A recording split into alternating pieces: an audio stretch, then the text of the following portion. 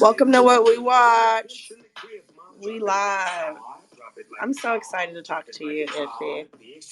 Oh, me too. I've been real excited about this because this is a dope, show you got going on here. And two, I know after us hanging at Faded, I was like, oh, I gotta do more stuff with this person. And we're going to get into the Faded thing, the Faded connection. Welcome to What We Watch. Click up top, follow What We Watch Film TV. We're just vibing right now. Let everybody trickle in. We're going to talk about how we met Iffy, okay? Because, you know, you're a former spelling bee opponent and enemy of mine. But now we're here on What We Watch, and we're friends now. Neither of us won the spelling bee. Yes, that's why we're friends because neither of us won, and our true enemy is Mike Malloy. So that we know now who the true enemy is. Exactly. And I think that if you would have won, I don't know that I would have invited you on here. I'm not going to lie. I don't know. I would have understood too. I would have understood. If you would have won, I wouldn't have accepted. So, like, I'm gonna need you to wait. I'm gonna wait till you lose that title before I hop on. So definitely. And see, I'm a former spelling bee champion though. I don't know about you. Have you ever won any of them? I know Oh you yeah, like. I won one, and then they tried to accuse me of cheating because I was playing Ooh. on stream, and chat was playing along. I didn't see it, but they were saying that when chat was playing along, that I was just reading their answers, and that was not true. Uh, Weren't but you? yeah, Weren't you hashtag exonerated? Weren't you? Did yeah, have yeah, we? yeah. We went to Faded Court, and I was hashtag exonerated. So I'm free, free from the charges.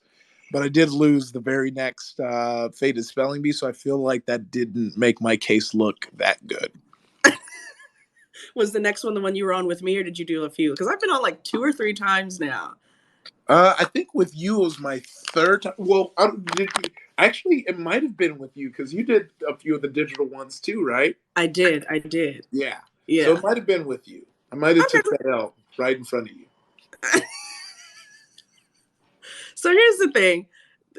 Iffy and I go way back, not that far back, just spelling bee opponent enemy back. But welcome to the show, Iffy. We're here to talk about you.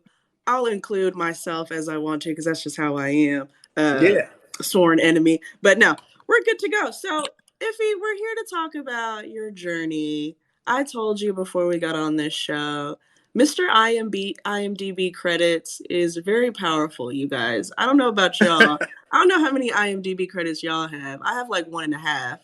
Iffy has like 70 or 80. I don't even know if he knows all the credits that he has. So we listen to Drop It Like It's Hot. Why don't you let us know and talk about your journey, how you got into the industry and got so many IMDb credits? Where you been? Oh man, I'm gonna try and keep it short because it's very easy for me to just ramble and make it long. But the long and short of it was, LA native. I've always wanted to do, acting. That like ever since when I was young, I saw all that and I was like, I want to do that. But my dad is Nigerian and he wasn't trying to have that. It was a lot of and my mom had this great strategy where she was like, oh, why don't you try doing that after you graduate high school? And I was like, okay, okay. But then after I graduate, they're like, why don't you do that after you graduate college? I'm like, nah, I'm on to you now. I'm on to you. But I kind of did, I was kind of like messing around in junior college, not really knowing what I wanted to do. And then my dad gave me like a full-time job working with him at the county, just in a different department, not under him. That would have ruined my life. Me and my dad are very different people, and I could never work for him. I was barely able to live with him. But eventually I kind of found my way again. I've realized I wanted to do the whole acting thing, and that's when I kind of found UCB. Eventually went down there, started taking classes. It was wild because I did that weird thing because my birthday's Saturday, and I was like, I'm gonna start 34 with a fresh slate. So I went and archived all my like Instagram post, so I can do that cool grid thing for my show this Friday. And it was cool because I got to go back to like, and it was 10 years ago when I first took my first UCB class, and then after that, it was like in the span of almost a year, like I ran through the UCB program. I started auditioning, I started acting, and then I realized that it's very hard to have a full time job and pursue this.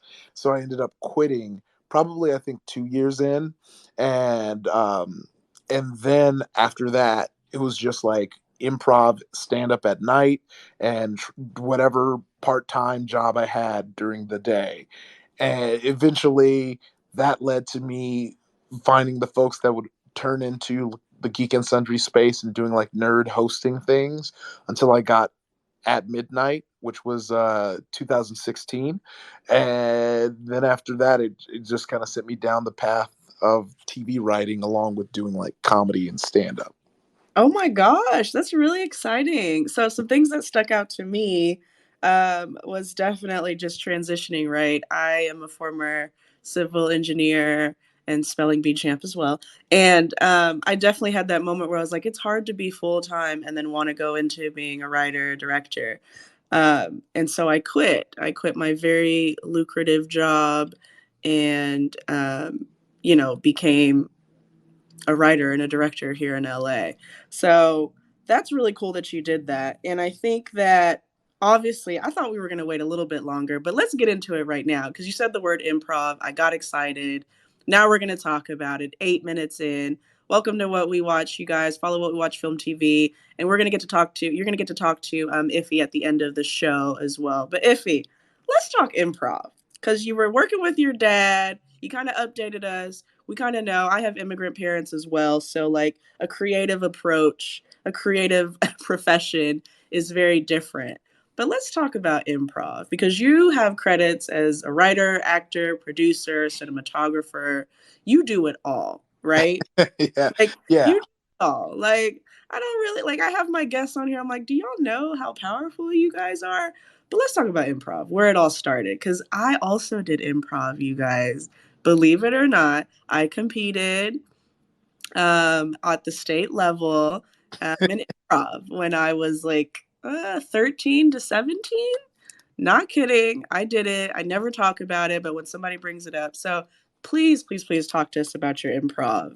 Oh yeah, no, improv was something I found my senior year of high school. I mentioned this and remember this because I remember the moment that it started taking off and doing it. I was like, this is what I should have been doing all of high school. Like this is my jam. But it was because, ASP did a bad job of explaining what it was because it was called Comedy Sports High School League. Comedy Sports is based out of Chicago, I believe, or somewhere in the Midwest. And they do kind of family friendly improv that is, a faux competition, very similar to Whose Line Is It Anyway? And it's short form improv. So I knew exactly what it was because I was into Whose Line Is It Anyway? And I get in there and I'm having a blast, just really go like I immediately get consumed because I also did track and field, shot and disc. And I remember when I told my coach that I wasn't coming back my senior year season because I was going to do improv. And I think still hates me to this day. I think I I, think there's a dartboard with my face on it. we have so much in common. I did shot put and disc too. Again, no one would ever believe anything that I'm saying right now, but I'm so serious. But I did not quit it for improv. I did not do that. But Oh, you really? probably, that's why, but you were dedicated. You probably made money off of improv. I just won some prizes when I was a teenager. Oh, yeah. No, But I can think, you, for the yeah, audience, I think you perfectly by saying whose line or by presenting whose line is it anyways. But for the audience, tell us what improv is, right? yeah, How do you compete? How are you competitive in improv, right? How yeah. can we get into it?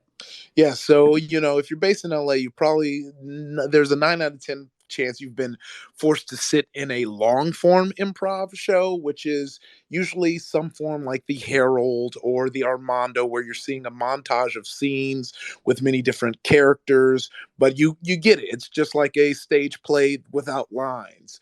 Well, short form improv implements games in the system where you're still doing, acting without a script, but there's usually a game. So there's genre replay where you do a neutral scene and then you have the audience suggest different genres and you replay that scene with different genres. Or you'll have, four squares where there's four people standing in a square like pattern with a referee who can go forward or reverse. And each of those two-person scenes are different scenes. And when they turn, you return back to the scene and time has passed. So that's like the comedy in that. What other game kind of? There's Oh, party games man, where there's like a are taking guessing game. you are taking me back, Iffy. Keep Oh going. yeah. Oh yeah. You remember Party Quirks? So Party Quirks is a guessing game where there's one guesser. He leaves. He or she leaves. They leave. And when while they are out of the place that the show is taking place, the audience come up with quirks. Or I think it was one celebrity, one quirk, and like one something or the other thing that the three people at the party would have. And so you're performing this improv scene at the party, but your performance is giving the guesser clues. And as soon as they guess your character or your quirk, you leave.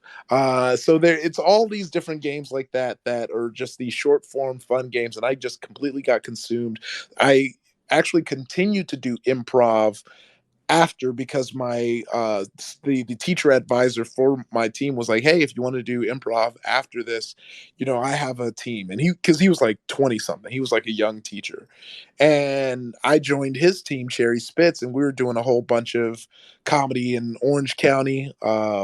At the when we started, it was like San Juan Capistrano, and I remember that because that was a far ass drive, and I used to be like, damn. And then eventually, we started doing stuff at Stages Theater in Fullerton, and but when I was performing with them, like I was having fun, but there was like a regularity to it, like it was like a hobby, and at the time, I didn't realize that you know this could be something you do. And it wasn't until like I discovered UCB through the WTF episode with Donald Glover, shout out to him. And he was like, there's not that many black people doing improv down there. And then I went and down to LA and started doing UCB stuff. Eventually met the guys in the big team, formerly known as White Women. Shout out to my man's Carl Tart. I see Shoni in here. We've done scenes together. Yeah, and it was kind of history from there. But that was really, I don't think I would have had as, I don't want to say easy because it hasn't been easy, but I don't think I would have been able to acclimate to the industry the way I have without it, because by the time I started doing UCB, I was doing improv so long, I had like the confidence you kind of need to navigate this space, because it's very easy to get uh demotivated when you hear no so often, and you really can't stack up, or you're not getting, there's so many like steps and things you have to do that you really do have to be able to gas yourself up, or you will be like, what am I doing here? And let's talk about that. Let's talk about what confidence looks like, because I've had a ton of guests on the show. And one of the last ones that I had was Tristan J. Winger, Thug Yoda on Insecure. And he hits me up after the show and he's like, I really appreciate you doing this because it made me realize how much work I've actually done and how much I've succeeded in and how far I've come. And you and I kind of talked about that, right? And that confidence that you need to keep going after hearing so many no's, it's hard for you to see your yeses. And I'm sitting here looking at your yeses, right? Guys, if you Yeah. call Iffy, there's literally a conversation or a question that's like, hey, is that guy Iffy still on Smosh? So we'll talk about that. But you said something really interesting, and I want you to tell the audience about what you used to preach to other people and how it's hard being an actor, celebrity, stand-up comedian, writer, producer in the industry, and how you try to focus on the yeses and how sometimes those slips through your fingers. Oh yeah, I think you should be taking time to smell your flowers, because here's the trap that we fall into as creatives. As we plug along and we try and reach our goal, right?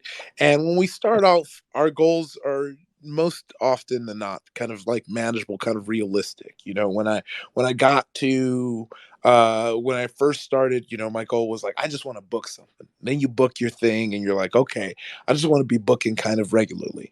Then you kind of book semi regularly and you're like, okay, I kind of want to live off this.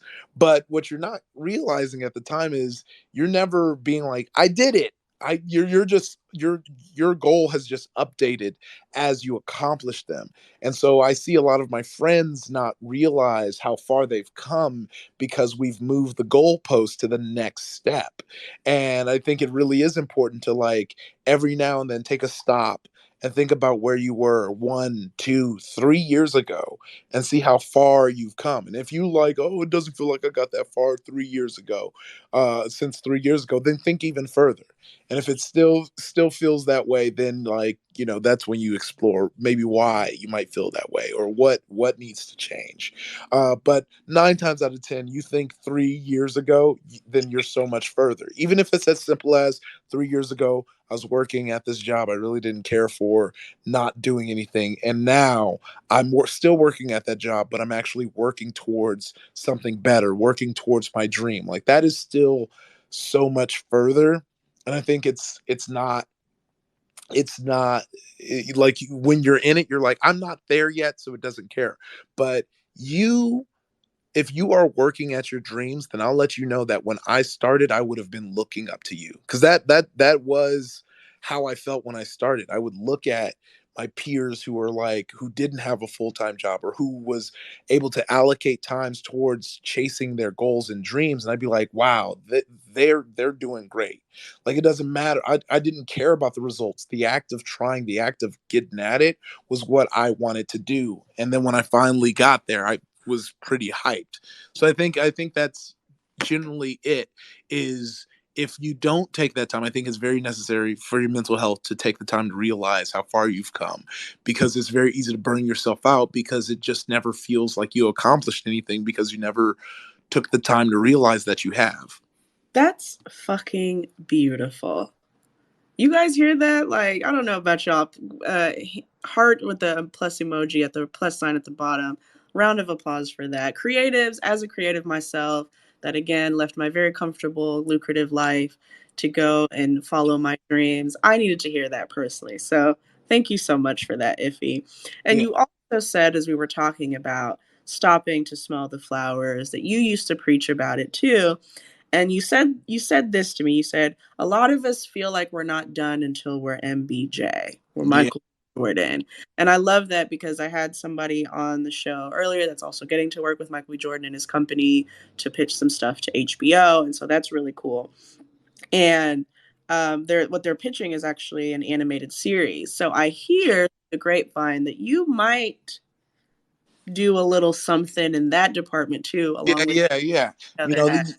I got some stuff cooking in the grapevine with that front, and it's really been fun because all the whole way that even came into fruition was me realizing, like, as a big anime nerd, like, I was just surprised I didn't have any animated ideas because, as a comedy writer, we're often writing single camera, 30-minute joints because that's usually what we write on or want to write on.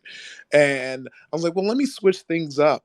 And outside of this, I just want to talk about the power of just switching things up.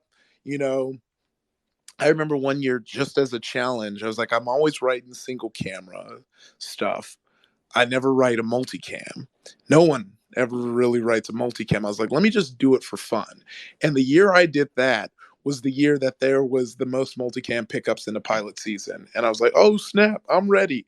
Uh, you know, so, like, you never know what's going to happen. So it is, I would say try something new, try something adventurous, and at the end of the day, if it's not too long, they'll read it anyway. So there's no reason to kind of pigeonhole yourself into one type of style. Right. I love that. I love that. And so, guys, you heard it here first. We may or may not be seeing some of Iffy animated work, right? Yeah, yeah, yeah, yeah. I It love really is. Yeah, we may or may not. That is definitely where it's at right now. cannot confirm. No. Here's the thing. Let's go back to the IMDb because again, guys, Google my friend Iffy. Like he's out here. Again, I love how you said that if you're just trying to make it out here, you were an inspiration to me at one point, and I think that is so true. And we tend to move the goalposts and stuff a lot of times throughout our journey, and so me looking at you and seeing all your credits, I'm like, oh my god, I can't wait till I get there. I have like 1.5 right now. So let's talk about some of these credits though, because I keep bringing them up. Yeah. If one of the questions under your first Google hashtag Google me is where's Iffy on Smosh? What happened? Is he still doing it? What happened? So please take the time right now. People are going to listen to this recording. They're live here in the room. They're also going to listen to this recording later. What happened with you on Smosh? Oh yeah, nothing happened. I just started writing for this new writing gig, and it just conflicted with the recording time. But once I'm not writing, I'll be back on Smosh. I think it is like kind of funny because it's always been that ebb and flow with a lot of like dope institutions I work with: Nerdist, Geek and Sundry, Smosh, Rooster Teeth, Achievement Hunter. Like everyone will see me disappear for a bit, and they'll be like, "Whoa, where did he go? Did he get fired?" And I was like, "Oh no, I'm just getting bread right now. I'm in the room, and rooms will just writers' rooms are full time jobs that compensate us very well. So because of that, I take those full time jobs, but also the things about rooms is they're usually like anywhere from like 15 to 20 weeks. So, and between that, you may or may not pick up another room. But I also like coming as a writer performer. I do like doing things where I'm on camera. And not every show is going to let you finesse a spot in the show from writing on it. I've been lucky to have a hit rate on that. I think every show I've written on, I've appeared on. I think at midnight I've been on. Wonderful. The Wizard in the Rent, which is the Echo show I did. I actually had a series regular role on. Grand Crew, I showed up in my episode. So I've been pretty lucky. And then a few other shows I've done, I got asked, but I couldn't make the shoot. So that's usually the bonus that I try and do is I try and get them. I try because I'm trying, the way I looked at it, and what brought me to writing is because one, I'm a comedian first, but I always definitely did want to be like an actor as well. And I remember Tina Fey talking about her first feature film role was Mean Girls, which was a movie that she wrote. And she was like, you can sit around and wait for casting directors to decide that you can be in a movie, or you can just write one and put yourself in it. And I've always kind of like, tried to live by that, which is like, not only when I'm in the room writing my ass off and creating great scripts, but, at the table reads, kind of showing my ass and be like, I am a performer as well. Oh my God, that's amazing. And I love that you gave us that anecdote with Tina because that's exactly how it goes, right? Low key, we usually do these spaces at 4 p.m. and we had to do yours at 5 p.m. because of these writers rooms you speak so highly of. And I'm a writer myself. I'm in 2 writers rooms as well. So let's dive into that a little bit more too, because one thing you said that I love I love talking to comedians, obviously because y'all make me laugh. That's a beautiful currency that I'll always attach myself to y'all in that. But you guys always remind us that you're a comedian first. I love that little line that a lot of you say. And it's so beautiful to see I'm a comedian first, then I'm an actor, and then I'm a writer, then I'm whatever. And so that kind of hierarchy is really cool. And I think that's why you get to be so lucky. I don't know if those of you in the room understand how lucky you are to be able to write on shows and be in them. But talk to us a little bit about what a writer's room looks like for you and what you contribute, right? Because a writer's room, meaning there's a group of people. So what are you doing? What are you contributing? And why did we have to start this show at 5 o'clock today? Yeah. I mean, I can give you the whole gamut because, like, truly, last year was the year I finished my Thanos Gauntlet because I started off on At Midnight, which is essentially a late night show, and that show was pretty fun. One, it was run like I worked a year with just a few weeks off, which means like it was like a you that's job security more than that you're working a full year. But also you with that you kind of come in, you're pitching jokes. If you don't remember At Midnight or didn't see it, it was a show that was very similar to like British panel shows. We'd have three guests, and the host Chris Hardwick would have this game show style portion where essentially the question would be a setup to a joke and the answer is a punchline. And us, the writers on the show, would come in and look at, and it was a show about the internet. Everything on it had to do with the internet. And so I would like come on we'd come early in the morning and our researchers would scour the internet and then basically pitch us what they feel were the biggest news things that happened on the internet the day before. And as we're going through it as a room, we'll kind of riff on these stories and kind of pitch potential prompts that would be based off of this. And if it's something that's making the room laugh, then we add it in. Then we just kind of separate it between all the writers and we'd go through it and we'd write the prompt. The head writer would get it, he'd make any of the edits that he needs to, and then from that point till when the show started, pretty much the writers were basically supplying the joke answers. And then three writers would go off with three of the guests and help them formulate their answers for the show. Some comedians, would just come up with their own jokes. Some comedians would kind of like punch up the jokes they find on the joke list, and some people would just take it and just do it. Either way, that's what we were there for. Then we shoot the show and go home. And so after doing that for a year, a lot of the jokes, a lot of the writing that I would get offered was a lot of like unscripted late 90s stuff. BET had this show called Black Card Revoked based off of the tabletop game, the card game, the party game. And I wrote on that.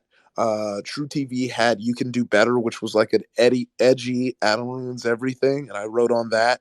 And then eventually I was like, I kind of want to expand my horizons, especially because the big team who I mentioned before, my friends are on it: Carl Tart, Lamar Woods, Zeke Nicholson, and they were all by that time. By like my third show, we were all writing on TV shows. And Lamar, he started on a show called Survivor's Remorse, and then from that he went to New Girl. And I was like, "Yo, you writing on that? You writing on New Girl? That's nuts!" And then you had like Carl, who's writing on this show called Ghosted, and eventually starts writing on Brooklyn Nine-Nine. So I'm like, I'm trying to do like a network comedy. Like that seems fun. Those are some shows I watch, and the late nights unscripted kind of system is fun, but like there's something that crafting characters and stories that was really interested in me. So I was like, and I told my like managers and agents, I was like, I really want to do narrative. Like that's my next thing. I don't want to really do that much late night stuff. Um, Hmm. yeah, yeah. So then I ended up writing for I went hyper narrative because there was this platform called Echo that was bought by Walmart, which did choose your own adventure shows. Like right after that Bandersnatch came out, they had a whole platform dedicated to choose your own adventures. And so Samdeep Parikh pulled me, and we made a show called The Wizard in the Rent, which was kind of like this like almost like adult, older Harry Potter type show. And then after that, I wrote for my first animated show, which was Tigtone on Adult Swim. And so I'm like, I feel it. I'm getting the juice. We're on the wave here. We're good. And then I forgot what happened after Tigtone, but I definitely didn't end up writing anything. I think the rest of the year I was doing I was hosting stuff. I was doing more on camera stuff, because that's the weird thing about being a writer performer. It's very easy for you to get caught up writing, and then you're in the room and you're like, oh man, now I want to be doing acting stuff. I want to do it. So you get out the room and you want to do acting stuff, and then Yeah. the acting stuff you realize there's huge gaps in between. You was like, actually, I would like to have a consistent paycheck again. Uh, so so then smash cut to this ended up landing around like 2019. We get to the point where I 2019 is is like right after, yeah, the Tigtone year. I get I go and do another kind of like late night game show called the Great Debate for Sci-Fi. And the reason I was like, this seems fun. It was very like chill. And then I also just booked like a hosting thing for TBS and Twitch called Super Punch, and they were willing to work with the schedule since it was a late night show. And I was like, all right, cool. I'll do these two jobs at once, and just had this super rush. But I was like, this is good because this show will wrap right around the time that, staffing season comes around, and maybe I'll be able to do a network show. Mm-hmm. And this was the year 2020. Ah, Uh, very triggering so, for all of us so here. oh yeah, so like not only like, and Great Debate I did get to appear on, which is tight, but yeah, Great Debate was running. It was going from January, and then February, and then March hits, and March is right when we're supposed to go into production. Mm. And March was like right when like people were like, "Yo, what is this? We need to shut it down. We don't know what's going on." Oh And I man. remember because the first like 3 or 4 shoots we did for the show, we had audience. And then after that, we had to renegotiate. We had guests that were kind of like pulling out because they were like, I don't know about this COVID stuff. I ain't trying to be outside. It wasn't like full lockdown yet, but it was like that pre-lockdown where people were like, yo. And then we were like, okay, we'll just do like maybe a couple less guests and not that many. And then we did like one that didn't have that many guests. And then we just straight up had just like studio, kind of like how like Talk Soup would have like the crew laugh and all that. And we And that, did that. it's In so the end, right. huh? It's Yeah. different, right? Oh yeah. It's different. Also, like I was kind of tight because like my episode I did have an audience because I was there the whole show since I was writing on it, and the energy when you're doing like a show like that with the audience is way tighter because you got people cheering you on. We had the cosplayers. The show was tight. Sci-Fi should have gave it another season, but that's a whole nother conversation. And as a stand-up comedian, it's different, right? Like, because Hmm. you kind of that's like kind of your currency. You depend on that. You need that. It fuels you, right? Oh yeah. Stand-up comedian. I understand how difficult it is to be that, but you basically just flexed on this for the last 5 minutes. I Yeah, I love was like, I'm talking too much. Let me shut up no, no, then. no, no, no. I love when the creatives flex because a lot of times, especially because I'm new to the industry, and it's like, how do you make money? What does your day to day life look like? And you really kind of just broke it down for us. Selfishly, and I want to ask the audience, do y'all know what Apex Legend is? Click the heart with the plus at the bottom and clap if you know what Apex Legends is. Does anybody know? I'm going to clap myself because I know what Apex Legends is. Heart with the plus sign at the bottom. Click and clap if you know what Apex Legends is. Okay. I don't know if they can't do it or they don't know. Okay, there's a heart. Yeah, Uh, no, I know it, Noel knows. I know what Apex Legends Ooh. is. It's a video game. Okay, there we go. We got some people that are getting it. They're here. If you talk to us about Apex Legends real quick, and then I'm gonna go real Ooh. quick, and then I'm gonna go back to your IMDb credits. I'm just gonna Yeah, keep yeah, saying that. This is just yeah. IMDb credit space at this point, guys. I just want to run through Iffy's 87 credit because I just saw that you were on Midnight at midnight. Yeah, yeah. I fucking love Oh, that. I fucking love that show. So that's really, really cool. But talk to us about Apex okay. Legends and what Then I'll you're then right I'll now. then I'll finish the tail end because it does lead to Apex Yes. Legends. So yeah, Perfect. the Perfect. Great Debate kind of we finish up. We do get to finish up the season, but we don't get to deliver as many episodes as we want to. But it's cool. I'm very proud of what we did. I thought it was a dope show. And then after that, I kind of just the Super Punch show that I was doing was like, yo, we are just a video game late night show.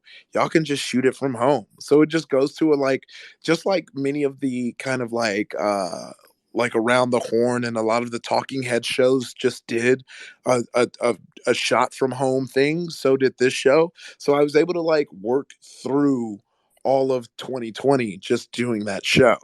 And then then 2020 comes to an end and they're like, we're not bringing it back. And I was like, the writing was on the wall by then. See, that's the fun thing about the entertainment industry is like by the time they tell you that that you're not coming back or that it's not, you knew they left you all the clues. It's like a breakup when you live with someone, like it takes that much longer. So like you see all the signs, y'all stop having sex. She stopped. She all of a sudden she want to work late for no reason, even though she said she hate her job. You knew it was coming, but then it does, and then you're like, okay, well, we pulled the band-aid off. Anyway, I saw. Is there another story there? Hold on. Yeah, yeah, I was with you, and then you said we stopped having sex. yeah, Wait, yeah, yeah. maybe I should have done that. Maybe that's why I was in some shit. Go ahead. Yeah, that's how you let them know. They'll know. They'll be like, okay, I see how you feel.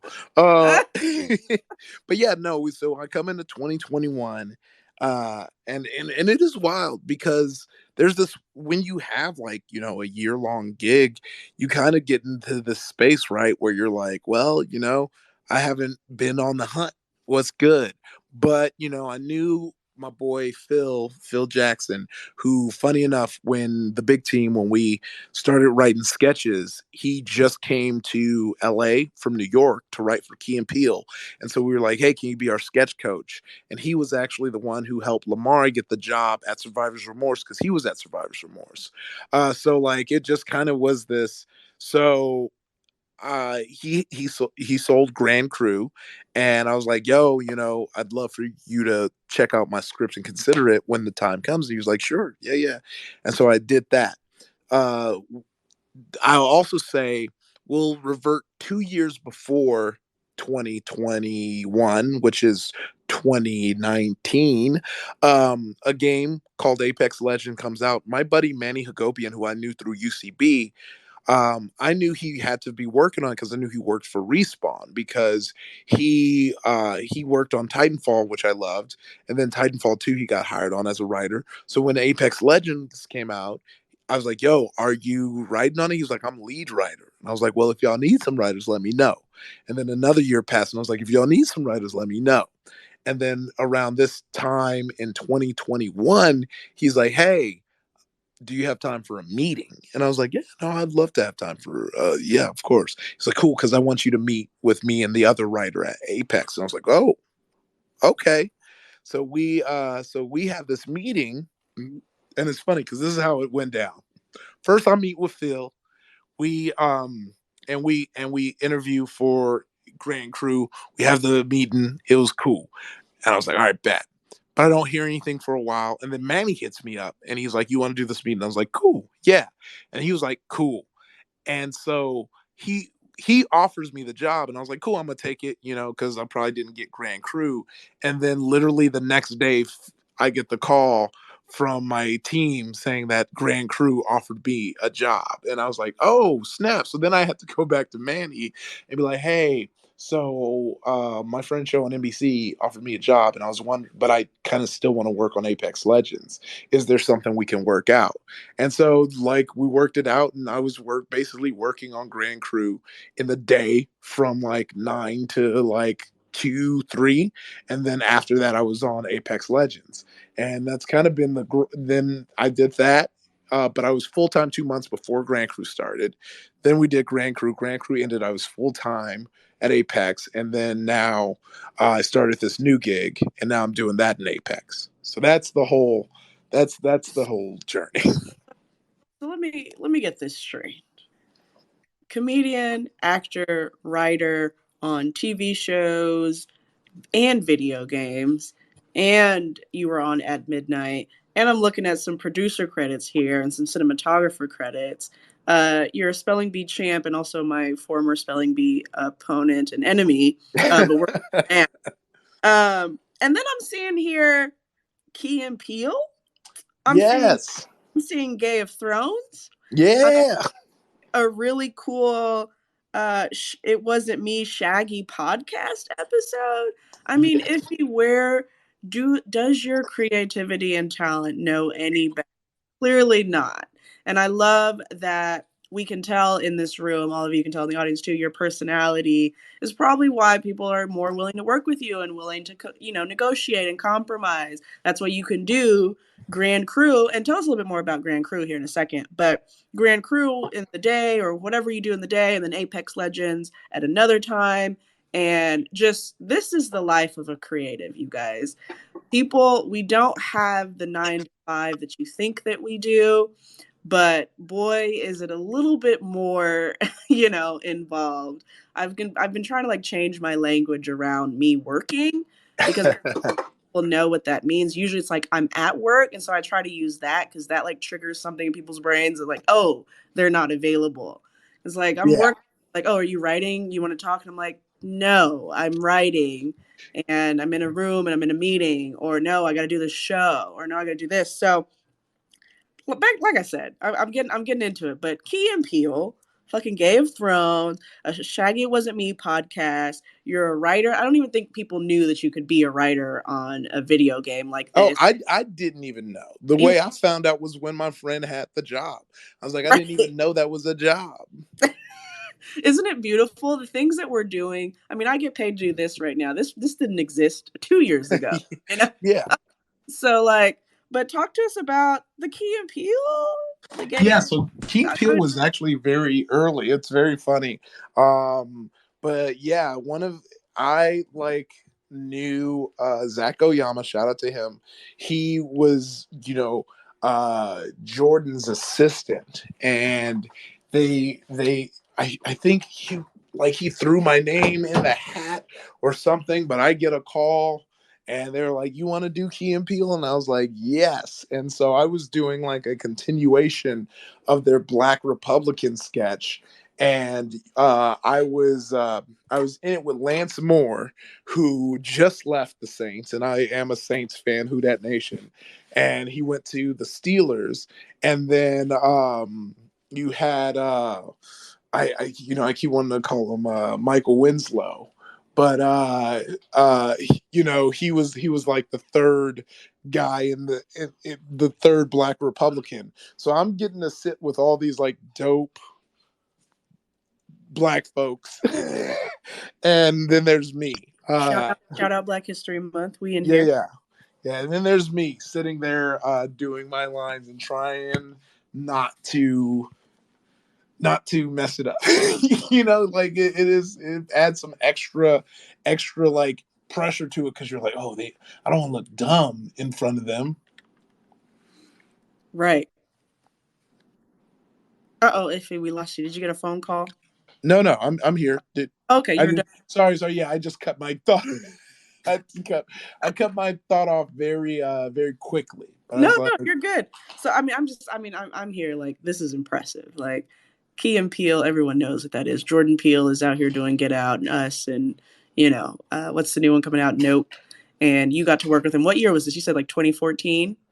ooh, I want to say maybe even like 2014, 2015. Yeah. Yeah. Okay. That's what I thought I saw in your 59,000 Yeah. IMDb credits.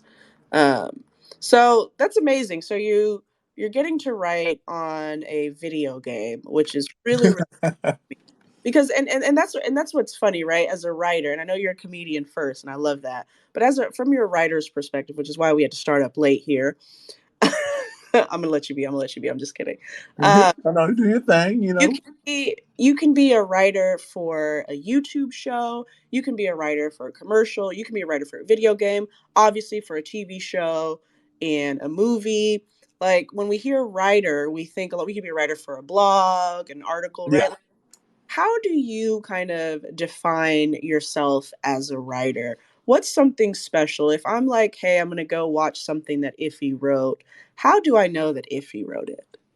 Oh man. I feel like it's when you see something nerdy. And I knew I had a brand the moment Grand Crew the first episode came out, and Carl lists a bunch of animes on Netflix, and everyone was like, "If you had to have written that," and I was like, "Actually, no, that was Phil. That was in the pilot. That was before I even came in the picture.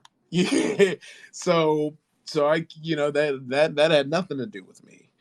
But I do like that people saw that and and thought it was me. By the way, I do got to correct. I said Eddie Winslow. I was wrong. It was Malcolm Jamal Warner. They're both, to me, they were kind of the same. Not the same. They were both like I hope they prominent don't listen to this. prominent older black brothers in black sitcoms. So I messed Fair up. enough. Fair Yeah. enough. So that's interesting. And let's talk about comedy, right? Because I love that you're a comedian first, and I have a lot of comedians on the show. What's the difference, right? How do you translate you being a stand-up comedian into comedy writing in some of your writers' rooms or your video game writer room? And how do you guys support each other as comedians? Because I don't know, I love the camaraderie in comedy. That's kind of weird to say, but you guys seem to stick together, be very supportive of each other, and you always take what you learned as a comedian and kind of, include it in all of your other creative arts and your mediums of expressing, your creative outlets and stuff. So, talk to me about being a stand-up comedian. Oh yeah, that's That's your that's bag. actually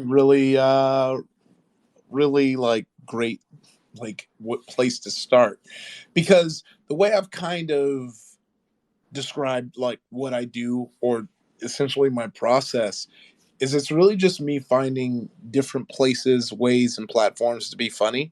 Like I just love making people laugh.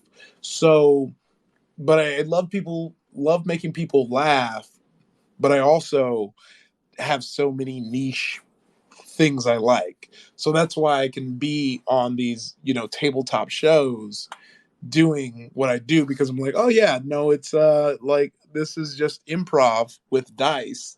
So I can make you laugh while also kind of building these compelling characters. And I think that's how I approach everything, is like what is a way or a platform I can make people laugh, and what is the funniest way I can go about it. I like that. I think when we met each other, Iffy, you had a cigar Oh and, yeah. Oh yeah, I and you were sure did. drinking. This is a spelling bee, mind Oh you. yeah. He has this big old jacket on. And I guess it was pretty cold. He had this big old bubble jacket on, a cigar. I'm like, I like this guy. And then, do you remember what happened at the spelling bee? After we're I having a great time, do you remember what you had on your phone at the spelling bee? Oh, was are you talking about when you caught that OnlyFans was the last browser source that I was Yes, on? that's Yeah. exactly what I'm talking about. I'm absolutely talking about us sitting up front, Final Four spelling bee, or final, whatever the hell we were. We were in there. We were drunk, but we were in there. And I'm looking at Iffy's phone, and I see some OnlyFans browser. And I'm like, what? We're at a. What you trying to No, I spell wasn't. OnlyFans? For clarification, I wasn't browsing. I just was opening up my phone to look up the word, and OnlyFans just happened to be where my phone was before I came to the show. I love that. I love that for you. So we're gonna believe you that it was before the show. Hey, here's my thing. I took that as a inspiration. I'm like, maybe I could spell on OnlyFans. Maybe I could do some spelling bee and some competition on OnlyFans. So okay, so we've been talking about everything that you've done, and I want to open it up to the audience here in a second, but I want to talk about something that you said. And I was talking about, when we're on this show and we're having fun, we're including people in the conversation, what is off limits, right? And you Yeah. kind of said, Mo, nothing is really off limits. I'm a comedian. And I love that. And I had a feeling about what that meant. And then you kind of expounded upon it. But you're like, outside of just like not fucking up the money, quite frankly, Yeah, right? yeah, yeah, Is what I yeah, heard you say. Like outside of, talking out of the NDAs, yeah, yeah. there's really I'll talk about nothing. anything, but I Yeah, won't break NDA. there's really nothing that I can like that you're gonna like. We could talk about my relationships. We could talk about whatever. And so I love that you tell the audience what you said about that as they come up and ask you questions over the next 10, 15 minutes. Oh, about nothing being off limits in these kind of interviews and in informal, journeys through your life. oh yeah, no, yeah, no. It's I'm pretty much an open book. I feel like when in my my ex, do you call it ex marriage? Do you call it failed marriage? I don't know.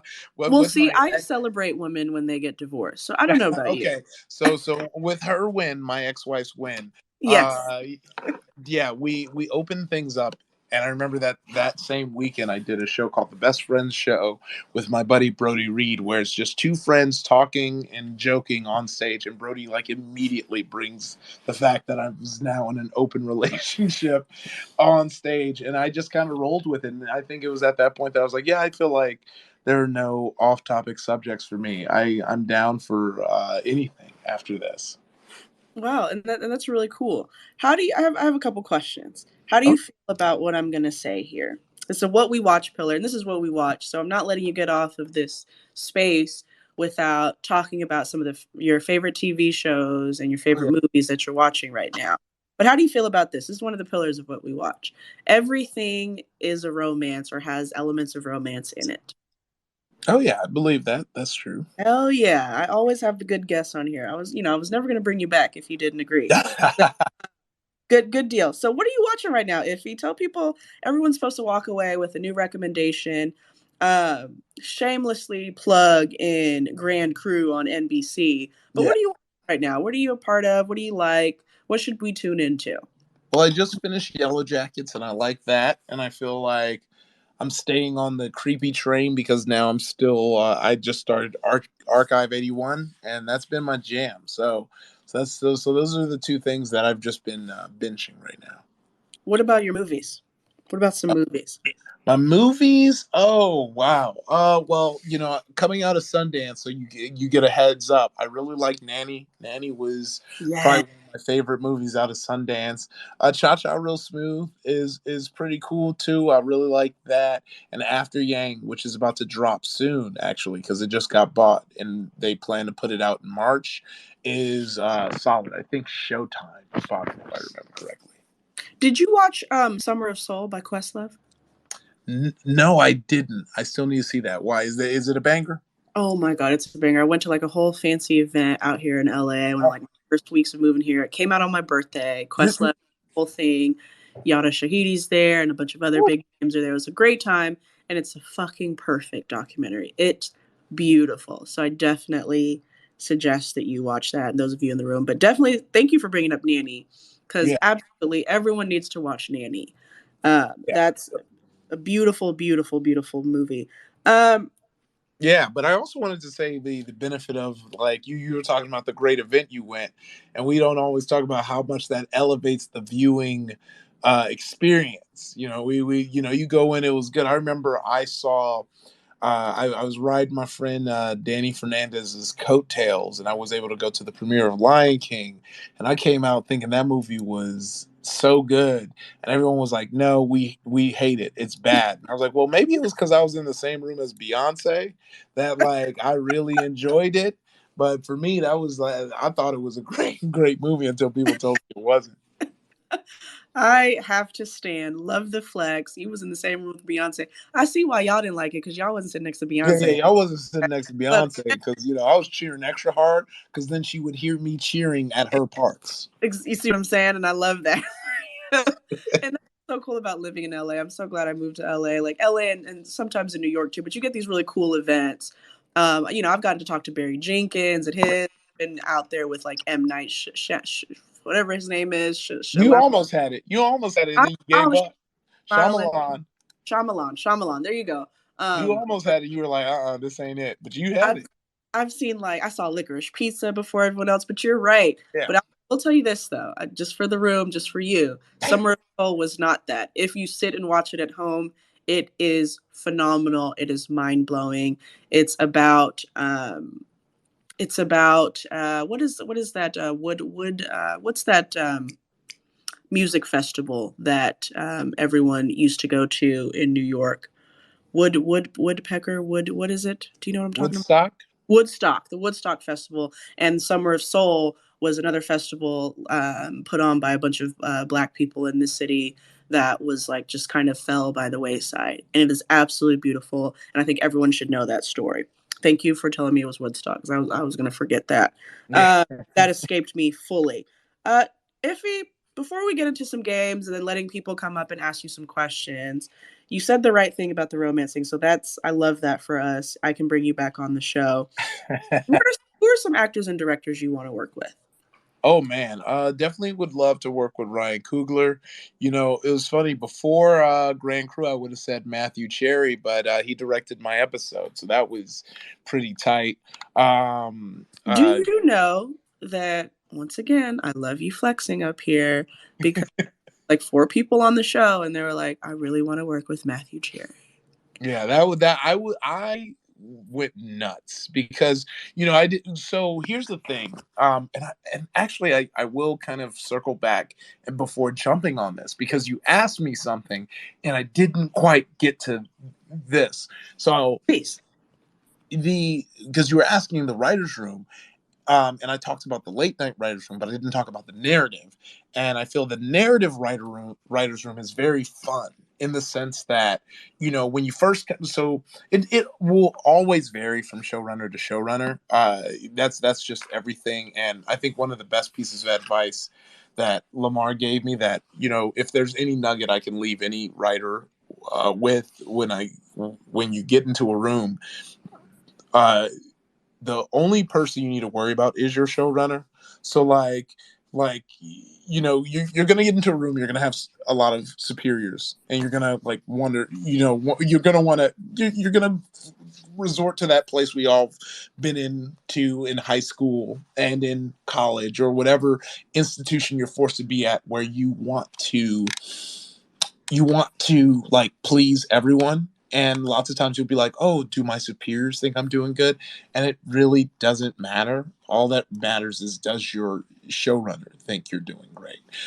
So I say all that to just for that reason, but also that this, I'm gonna say this, and you might be like, I heard it's not like that. It's like, that's probably because a different showrunner doesn't do this. But the showrunners that I've worked with, a lot of the first part of the room is just kind of blue sky pitching on things we'd like to see in the show, things we'd like to see in the season. And we're kind of generating ideas that will eventually, especially I feel like for Grand Crew, it was very easy, right? Because it's like friends in the city. So it was a lot of us talking about our dating experiences and what are some fun dating experiences that we've had that are unique that we haven't seen on TV yet. And we're talking about all these things, and we're kind of exploring that. We start kind of blue skying things about the characters, like what are they like? What do they want? What do they want out of this season? What is the journey we want to see them have? And then kind of after all that's kind of generated, we start zeroing in on some of the things we said and kind of turning those blue sky ideas into episodes and who it would fit best, et cetera, et cetera. And eventually you start pitching it on these episodes that are kind of formed as this early clay model. It's like, oh, what if this episode's this, this, and this? And then you kind of just whittle down until you kind of get this fully fleshed out episode. And that's kind of what that is like, the act of writing in this room. Right now, in my room, we're about halfway through. I actually just kind of finished an outline for my episode, and now I jumped back in the room, and we're kind of working towards kind of the end. But also, hold on. Oh no, that's I don't know if y'all heard that. I have an automatic cat feeder, and it started going. But yeah, She's your cat said she gonna be in there too. I'm sorry. I assume the gender. Is it a girl or a boy? Oh, it's a girl. You're right. You nailed Okay, it. perfect.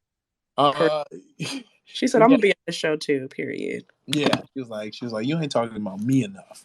Uh, but yeah. So I said all that, and went so deep that I forgot what was the question again. No. You're answering it. You kind of got into because earlier I talked about writers' rooms, but I wanted you to talk about Grand Crew. Oh And, yeah. yep. Yeah.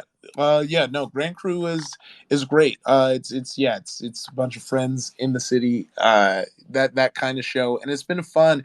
I, like we've been getting compared a lot to Happy Endings, which if you liked that show, then you should definitely check out our show. And it's been fun because I thought Happy Endings slapped. So I'm very happy to get that comparison. But it's been a fun ride, and it's really fun to.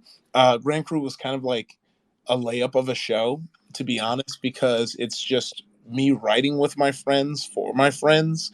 You know, Mm-hmm. Phil and Lamar go way back. Aaron, we go way back. Tim Chang, we go like Charla.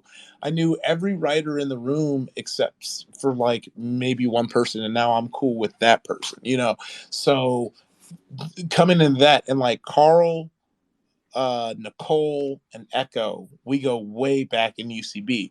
So writing for their voice was so easy because not only are you writing things that fit their voice, but I'm writing things specifically that I know that they will find funny. Like my goal was like if I can get them to like start breaking up and like laughing in the room while they're doing the table read because they weren't expecting how funny this joke would be, then I Right. felt good. So So, it's been a blast. so you gave me Ryan Coogler. You flexed on us with Matthew Cherry. Uh-huh. Um, Give me some actors because I that you want to work. Because Oh, at this point, remember, Twitter is a manifestation place. Okay, if yeah. you're been on Twitter at any point, you know the word manifest. I don't care how you feel about it. You need to tap in. You need to do it. Go ahead and manifest. You're Oh gonna man. come Yeah. to this Okay. This recording list and goes even. Oh, in sorry, I keep cutting you off. no, you're good. In 2022, I wanted to work with Ryan Coogler, and within the next like 5 years, you're gonna be working with Ryan Coogler. So get some actors out the way too. Who do you want to work with, or comedians? Where does Oh, who, I'm gonna go through because actually I I've talked a lot about comedy and writing, but I do love acting. I love geeking out about acting. I love watching actors act and Ellie? just geeking out about it. And yeah, people like John Boyega. I love Lupita Nyong'o.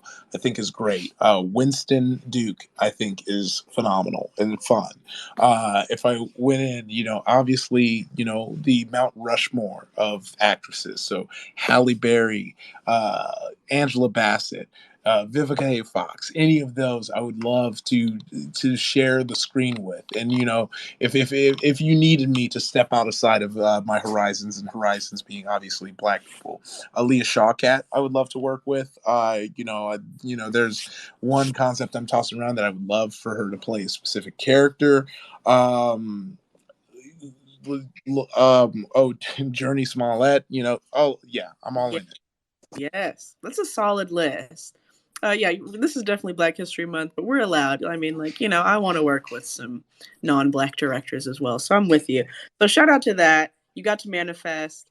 I hope that we come back to this recording in 2, 3 years and we're like, yeah, if he said that on What We Watch, and now he's here because it does happen, especially on Twitter. We're always like tweeting our dreams, and like 5 years, 10 years later, speaking of Matthew Cherry, he did that, right? He was like, Yeah. hey, I'm going to do this, and look at where he is now. Every time I have someone on the show, they're like, I want to work with him. And that's just absolutely awe-inspiring and incredible. So thank you so much for all of that, Iffy. If you want to come up and talk to Iffy, please tap the mic at the bottom and request and come up and speak. We got a couple people up here already. Talk to Iffy about, because he's literally done everything. So he's probably got good advice, and he's been dropping bars and flexing on us this entire time. But before we get into it, I got 2 games for you. Um, First one is this or that. I just get to Okay. rapid fire. I want to know where your brain goes first in some of these. And now, speaking of pets, you can probably hear my pet playing with his bone in the background now. If I decided that they're like, all right, like you've been over here talking to ignore me for a little bit too long. So it's time to get loud. Rondo, please calm down. So this or that, action or adventure? Oh, action. Okay, romantic or rom com? Rom com. Musical or animation? Ooh, animation. Drama or comedy? Comedy. We knew that. That was an easy one. That was easy. Superhero or supernatural? Superhero. War or crime? Ooh, let's do crime. Okay, okay, come on, criminal. Okay, there must be a story there. Comedy romance or comedy action? Hmm. Ooh, I would say comedy action. And what were you thinking of when you said comedy action? Comedy action. I was thinking of what was it? Is it CIA with Kevin Hart and The Rock? Is that what it's called? Let me see. Central Intelligence. That's Yeah, what it's called. I think I know what you're talking about. I know what you're talking about. That was fun, you guys. If you want to come up and talk about any of his answers there, let me know. One more game, and this is my favorite game. I love this. Is my little what we watch game. You guys follow Iffy, follow what we watch film TV. Is your at the same on Twitter as it is on Instagram? Yes, it is. Okay, perfect. Because I'm super particular about people being like that. When you're like Yeah. developing a platform and a brand, you need to make it easy. So we're all the same on Instagram and Twitter. Thank you for that, Iffy. Again, you're here with what we watch. My former spelling bee opponent and enemy. We're cool now because neither of us won the one where we competed together. If he would have won, I would have been like, nah, I'm gonna go to the next person. But we're all good. So let's Yeah. play this game. I call it the mood game. I'm gonna tell you a mood, and you tell me a TV show, an actress in a scene, or a movie that reminds you or that you think of immediately when you hear the mood. Okay. Okay. And I want the audience again, bottom right. Is my dog like really loud, or is it just me? No, I don't. I You don't. don't even hear him. Yeah, Okay. I think you're About good to to go. hear me cuss him out. In the bottom right hand corner, there's a heart and a plus emoji. Tell me how you feel about some of his answers. If you feel if he's answers to the mood, give us a round of applause. And be nice to him because his birthday is coming up. Shout out to the Pisces King. We love Yeah, we yeah. got you. We got I'm you nice. birthday week, so that's why you in a good mood. Yeah. I love that. But if you like what he says, um, do the round of applause, the little clapping hands, and I think you can change the color. Shout out Black History Month. You can change the color if you want to. There we go. And if you're like, I don't like that, or I would have said something different, put the peace sign emoji up. He'll be all right. He won't take it. He'll be all right. So let's do this. I'm gonna just throw some moods at you. I want some good responses. I want to get to know you, Iffy. Where does your brain take you? Okay. All right. First mood. Terrified. Oh, that's going to be Hereditary. Okay. All right. I like you already. Okay. Passionate. Ooh, oh man, Moonlight. I think I'm gonna do. Oh, all right. Yeah. Me and you. All right. You're all right. Sexy. Ooh, I don't know if you've seen this movie, but it's called Short Bus. No, I have not. Who's in Yeah, it? it is a. It is a. Do you know the dude who did Hedwig and the Angry Inch? No, I do not. So hold on, let me get his name for you. It is John Cameron. Let me Wait. get John Cameron Mitchell, He and he sounds. did this movie called Short Bus that has unsimulated sex scenes. Like I'm telling you, people getting piped down in this movie, and it's wild, but like in a weird way, it is like interesting to see. Like he definitely uses the sex as storytelling. Like it's not just raunchy to be raunchy. Like he's telling a story with the way that the three subjects are having sex in the intro. It's wild though. Oh, see, now you're gonna get me in my bag real quick. We're supposed to be playing the game. This is supposed to be rapid fire.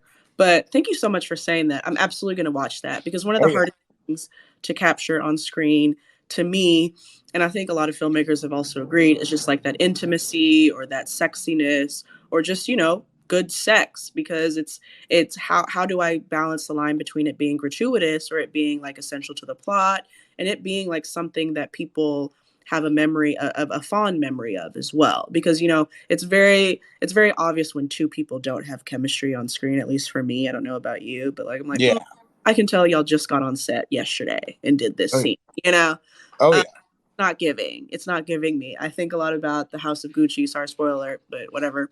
There's a House of Gucci sex scene and I thought it was hilarious, but it was a very special kind of scene that did tell us a lot about that relationship in my opinion. So okay, but cool. I'm gonna watch that movie for sure. Is it a movie or a TV show? Oh, it's a movie. It's pretty hard to find, but I got you. Yeah, I'll leave it at send me that. Send me that. I love that. Okay, I'm gonna add some more. Sad.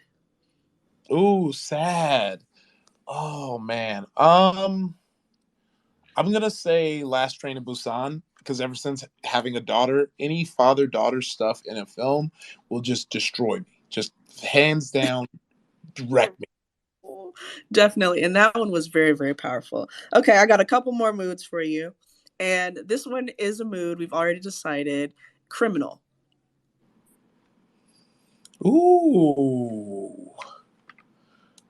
I'm gonna go with Wolf of Wall Street on that one. Okay, so I see where your brain is going with criminal. Okay. Okay. How about excited? Ooh, Pacific Rim. That is a movie that is my. I feel like it feels like it would be defined as a guilty pleasure, even though I don't believe in guilty pleasures. But like, yeah, Why don't you believe in guilty pleasures? because I think there's no pleasure that's guilty. I think you can like what you like without feeling bad about it. Iffy, thank you so much for saying that because I fully agree. Okay, Yeah. me and you have way more in common. This is why I fuck with you. This is cool. All right, I'm glad that you didn't beat me in the spelling bee because it would be beef. But no, I fully agree with that comment because sometimes I know that sometimes you feel guilty after you get pleased. So I know that there's some truth there, right? Like sometimes you're like, oh damn, maybe I shouldn't have done that, or maybe people might feel weird about me doing this or whatever, or loving this movie. Like for me, I love The Village, but there's no guilt behind that. Everyone else hated The Village. I love that movie. Fuck you guys. Yeah. But like, yeah, or they'll be like, I'll be on a podcast and we'll talk about that too. And they'll be like, what is your worst, most ridiculous movie take? And I'm like, all of my movie takes are perfect. What are you talking about? Exactly. Who's the arbiter here? So I love that. I got one more, and I want you to tell me because you've been bodying this because I love the rapid fire, but I want a TV show from you. And I'm gonna give you the mood hopeful. Ooh, hopeful on a TV show. Um, I would say for a hopeful. Okay, and I'm picking a TV show. Okay, hold Or on. the episode or anything. Oh, I would say Ted Lasso, just in general. The Ted Lasso discourse is litty titty this week, but with me, one thing I like that about Ted Lasso from a writer's perspective is it totally flips the genre of comedy, right? Because when you're writing comedy, you are writing to say like, okay, what can go wrong and make it happen? Where Ted Lasso flipped it and goes, what can go right and makes it happen? And I think that's why it was the hit that it was, because it totally, you never expect it, because your brain is trained to watch comedies, and if something can go wrong, it will.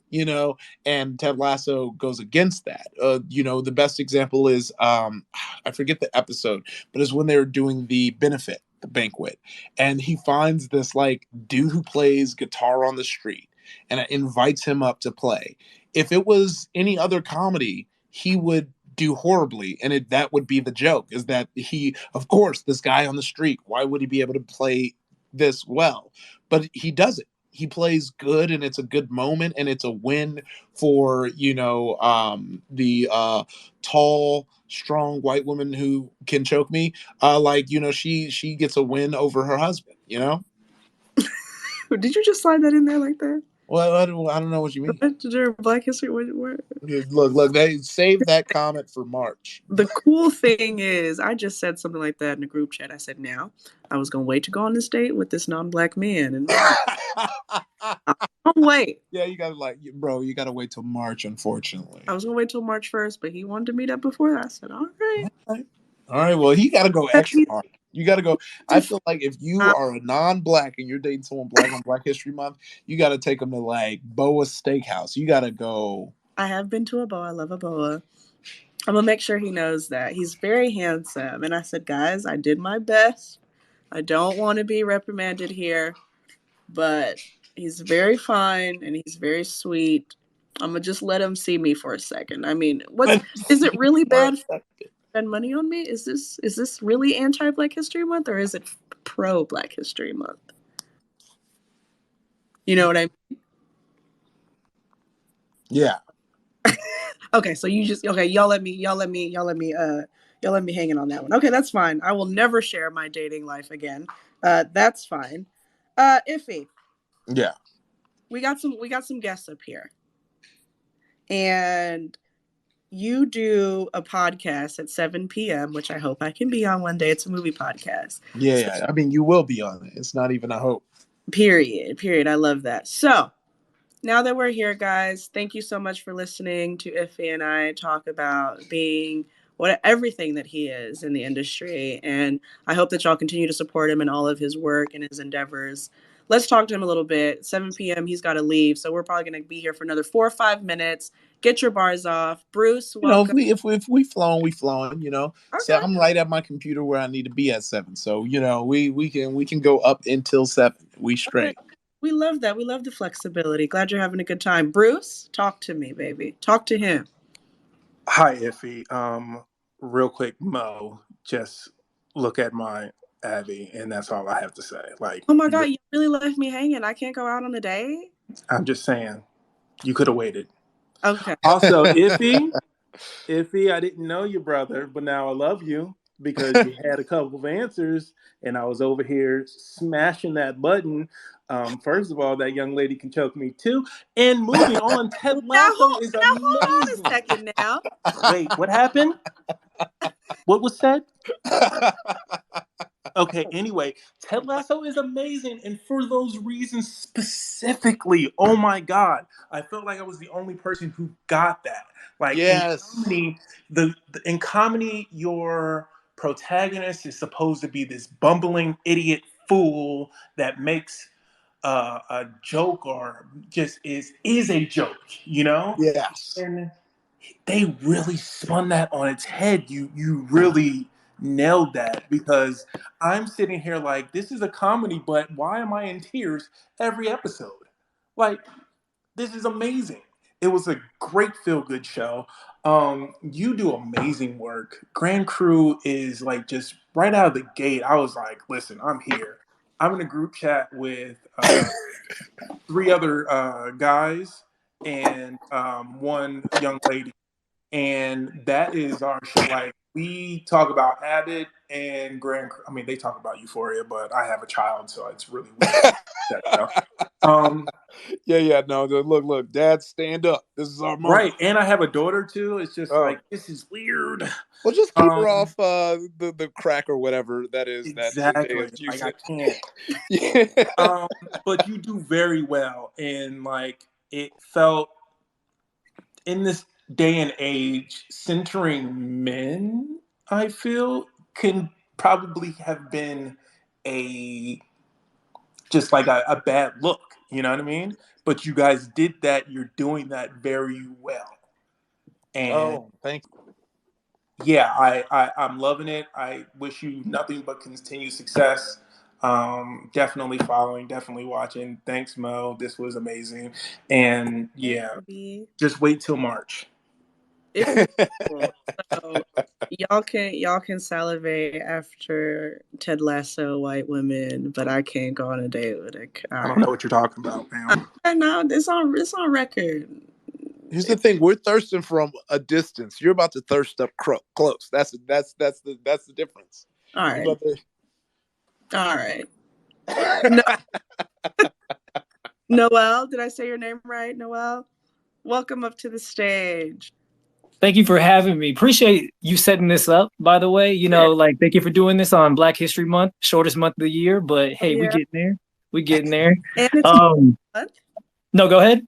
And it's his birthday month. Month. By the way, I'm hitting the emojis, and I mean, it's not showing up. Probably just because I'm on Android, so I'm a green bubble boy. But just want to toss that out there that I am. Interacting is just not showing up. Are you sure?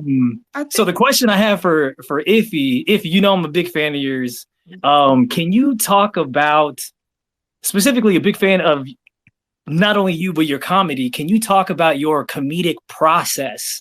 I guess to be specific, if I were to tailor it to like, how do you inject your comedy into like your episodes for Grand Crew? Oh, that's a fun question. Yeah, because the fun thing about like writing, and this is the thing, everyone says this preamble, every writer does, but like, just because my name is at the top of the episode, everyone has, their fingerprints on it. And I only say that to say that my fingerprints are throughout the season. I say, like, it starts humble, but then it goes a little while. But I only say that because, like, you know, there's like pitches that I that just like made me so happy that made it into the show. One of the first things is, if you remember the Badgers versus Bear argument, that was mine. That was probably my proudest moment, only because it was a moment where we're like hours from a table read, and we didn't have a cold open. We didn't know, and we're just kind of like, Phil was like, hey, just send me your pitches. And I just got done arguing about, you know, if you can fight a bear or a wolf. And it was just so funny to me that how impassioned people got. So I was like, what if that was the open? They're just having this argument of Badgers versus this. And Phil was like, it's great. And he, like, you know, he hit me up and he was like, and, you know, he was like, you were a lifesaver. That was great. So, like, seeing that in there was super exciting. And then, you know, there were other like elements of my favorite joke, I think, so far that has made it in, and it's not even on my episode, was on the episode where they're trying to get Carl to cry, or Sherm. I'm gonna use the show names to let you know, for the crew hive. Sherm they're trying to get him to cry, and I wrote the line. The doctors thought I was dead because when they slapped my butt as a baby, I wouldn't even cry. And like that, it's so dumb, but it cracks me up. And the fact that like that made it in. So I think really how I always gauge what I put into shows is, does it make me laugh? And especially, does it make me laugh when I read it off the page? Speaking of that outline I said I worked on, I was rereading it today, and I would like laugh. It feels so, you feel dumb. I will say you will feel dumb laughing at your own jokes. But with me, it's like, if I wasn't laughing as I read it off the page, then it just wasn't funny enough. I need to hit it harder. And yeah, I think that's just how I do it. Is if it's funny, then I try and do it. Another thing of using that same rule. This wasn't a me pitch, but the story idea of Sherm when he was dating the judge who wouldn't take off the robe. The only reason we even did that story was because the moment it was pitched, like, everyone laughed. And like every time we talked about it, we laughed. And it just came a point where Phil was like, this got to go in the show, because it doesn't matter why it's funny. The fact that it makes us laugh every time we talk about it, you know, is why it should be in the show. And I think that's just my general philosophy when you're writing a comedy, is like, you know, it's very easy to get caught up in logic, but it's like, if it's just funny, then find out that's what you need to go with. Like, you can do the logic stuff, but if it's just funny, then let it just be funny. And I'd love to add to that too, Iffy. I like that you said that. Oh yeah. But you know, you do feel stupid for a second, but like this may be me just like coming off my Euphoria high watch on Monday. But like, you can also just like choose not to feel stupid. Like, after a while, you're just like, no, of course I'm laughing at my jokes because I expect other people to laugh at my jokes, you know? Of course it's fucking hilarious because I'm fucking hilarious. And it kind of goes back to that confidence you were talking about earlier. So I love that you sharing that process with us, you know? You have to find yourself funny, and it has to be funny reading it off a page. I think that's really important too, right? Because the delivery is different than when you're reading it, and then when you see an actor present it, where you see a stand-up comedian do it, right? Like, it's all different. But go ahead, Noel. Thank you for asking that. No, thank you. That was pretty much it. I appreciate it. Do you have any creative endeavors, Noel? Or were you just really interested in that? Do you watch Grand Crew as well? Oh, absolutely. No, I mean, like, Iffy is who I'm trying to be. I'm trying to digivolve into Iffy, basically. You hear that? You hear that, Iffy? Yeah. No. I know Noel. Noel is a talented writer, amazing, and he's done so much dope stuff already. So I don't know who he's trying to catch up to when he's already doing dope stuff. You know. I appreciate it. I love that. Thank you so much, Noel. Influential. Mark. You've been in this space before. My bad. I know who you are. Oh. Hi. First of all, I'm always happy to like jump in these spaces, and if it's great to hear from you. and hear about your work. I heard you earlier speak about, talking about being a comedian first, and like all of this is sort of stems from the realization that, like, you really enjoyed making people laugh. Can you talk a little bit about how you honed that for audiences, and also I was, if you could talk a little bit about sort of like, yeah, that's actually the main question there. Yeah, no. Honing it for audiences is actually, in my opinion, like great, um, such a great like question and such a great idea. Specifically because I think as comedians, it's very important to know our audience. This is specifically for the room only because I kind of know this person, but I won't use names. But there was someone who, speaking of the Ted Lasso discourse, uh, kind of got lit up because they made a joke about Ted Lasso fans, right? And like that's their thing, right? They do like mean comedy, and you know the one I'm talking about. But the problem is, and I find that what the problem is with a lot of comics who that's their comedy style on Twitter, is that when you're retweeted, it doesn't say your name comedian. It doesn't, like, people have to click. So what they're getting is your word and your name. So they don't know that you're like doing it because it's funny or as a joke. They think that you're saying it with your whole chest and you mean it. And I think that's just the nature of Twitter. You just gotta like you can be mad about it. You can tell people they should do more investigation, but like let's be real, they won't. They won't. It's kind of the same thing why I tell people that, like, if you got some jokes from back in the day that definitely don't work now, and we understand that we as people grow, just delete that shit. Here's why you got to delete it: because yes, you may have made that joke in 2012 or 2010 or sometime before that, but when they find that joke on Twitter today, it's going to have your current profile picture and your current name. So it's going to feel like you're saying it right now. That is just the nature of how Twitter works. That is knowing your audience. So if you know that this old thing wouldn't fly today, instead of trying to be stubborn and being like, you need to understand that that was the past me, you got to let it go, because knowing your audience and knowing the audience you will have that finds it changes it. So I say all that to say that, yeah, like, I am very cognizant of how what jokes I tell to who, right? Like, I there are some times where if I'm trying to get like a late night set, then it's a very clean, set.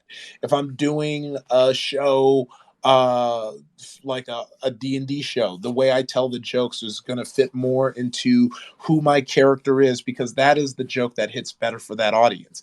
They don't like, they're not there to watch me do stand-up comedy. They're there to see me play a well-developed character who happens to be funny. So that's how I'm telling those jokes. I'm not stepping over important things that are happening in the story of this tabletop game to get a joke out. I am finding the joke within the play.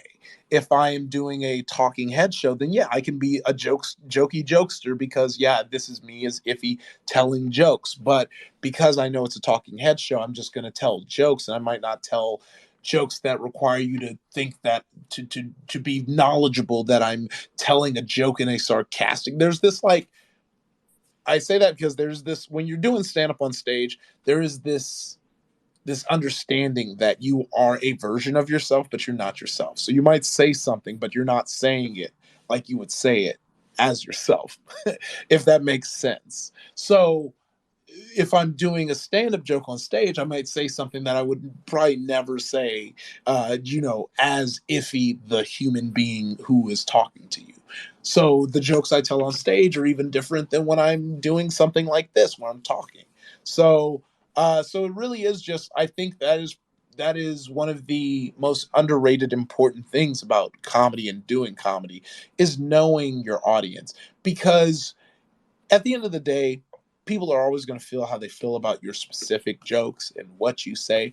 But if you've done all the work to really feed them the jokes that that they are ready for, then you can't be mad when somebody comes to Twitter and sees me eating ass, because it's like, yeah, you might have saw me at this kid friendly thing, but now you're on my Twitter and I talk about eating ass here.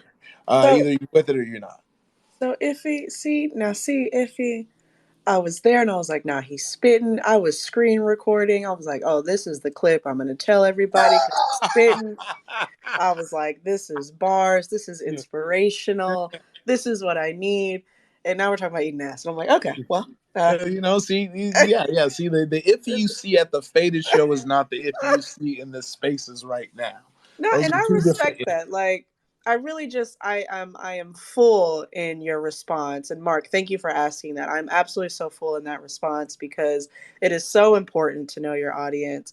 And I'm on it. If I'll be honest, I complain sometimes about comedians, and I'm like, are y'all okay? Like things like things change. It's okay. Like just make some new jokes. I mean, I know that it's like a Well, delicate balance, but right? but you're right. You're so right. It's because you see the Chappelle's of the world where like that's why it's like such an interesting place as like a fan of Dave Chappelle is because it's weird to watch him do this and know that it is specifically because people don't want him to say it. He doesn't. He like I'm not gonna pretend like I know what his mind and heart is, but I definitely know a lot of comedians, and I know enough comedians to know that he is only going so hard because there are a lot of comedians who go into comedy because they feel like it gives you license to say whatever you want. And now we're in a place where we want to give people a certain amount of respect. And we're like, well, maybe we shouldn't say whatever we want. Maybe we should try and, be respectful of people. He's like, no, I want to say whatever I want. And so he's like doubling down in this very weird way. And and that all just comes from that idea where it's like I gotta say. Meanwhile, you had someone like Chris Rock who stopped doing his like black people versus niggers joke because he knew that white people were using it to justify saying the N-word. And it's as simple as that. It's like, oh, I know what I was trying to say, but I know how it's being perceived. So because of that, I'm going to stop doing that because I don't want to give them the tools to continue what they're doing. If they're going to do that, they're definitely not going to be able to use